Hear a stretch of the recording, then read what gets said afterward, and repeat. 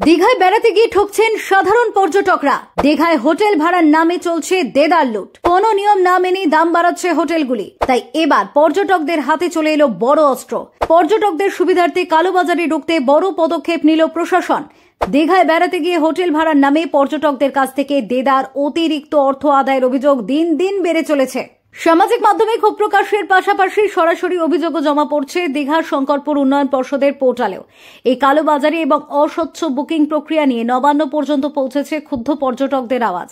এবার পরিস্থিতি বিবেচনা করে পূর্ব মেদিনীপুরে জেলা শাসক পূর্ণেন্দু মাঝি সংশ্লিষ্ট পুলিশ প্রশাসনকে দ্রুত ব্যবস্থা নেওয়ার নির্দেশ দিয়েছেন। সোমবার জেলা প্রশাসনের তরফে হোটেল মালিকদের সঙ্গে উচ্চ পর্যায়ের বৈঠক অনুষ্ঠিত হয়, যেখানে হোটেল মালিক সংগঠনগুলিও উপস্থিত ছিল। বৈঠকে নেওয়ার সিদ্ধান্ত অনুযায়ী যে হোটেল নির্ধারিত ভাড়ার তালিকা অমান্য করবে তাকে 1 লক্ষ টাকা পর্যন্ত জরিমানা করা হবে। এই নির্দেশ কার্যকর করতে মঙ্গলবার থেকে দীঘার প্রতিটি হোটেলে ঘরের ভাড়ার তালিকা বাধ্যতামূলকভাবে টাঙানো হবে। উল্লেখযোগ্যভাবে নির্ধারিত ভাড়ার বাইরে 1 টাকাও অতিরিক্ত নেওয়া যাবে না। আরো বড় পদক্ষেপ হিসাবে রুম চার্টের নিচে একটি সরকারি ওয়েবসাইট ও হোয়াটসঅ্যাপ নাম্বার দেওয়া থাকবে, যেখানে পর্যটকেরা সরাসরি অভিযোগ জানাতে পারবেন। জেলা শাসক জানিয়েছেন, হোটেলগুলির ভাড়ার তালিকা ডিএসডি এর কাছে জমা থাকবে এবং কোনো অভিযোগ প্রমাণিত হলে তৎক্ষণাৎ জরিমানা আদায় করা হবে। প্রশাসনের তরফে আগামী 10 দিনের মধ্যে দীঘার সব হোটেলের তালিকা সংগ্রহের সিদ্ধান্ত নেওয়া হয়েছে।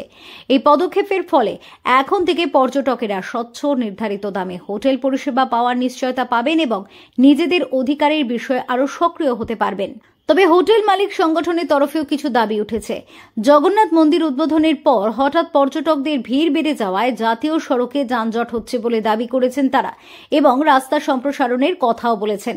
নিউ দীঘার হোটেল ম্যানেজার টোটন সাউ বলেন, স্বচ্ছতা আনলে পর্যটক আসবে বেশি, ব্যবসাও ভালো হবে। প্রসঙ্গত, কিছু হোটেল হোমস্টে দেখিয়ে অতিরিক্ত ভাড়া নিচ্ছে, এমনটা অভিযোগ রয়েছে। এই নয়া পদক্ষেপের ফলে এখন দীঘায় বেড়াতে গিয়ে পর্যটকদের আর ঠকতে হবে না, বরং হাতে থাকবে সরকারি অভিযোগের সুরক্ষা কবচ। Bureau report, doctor time.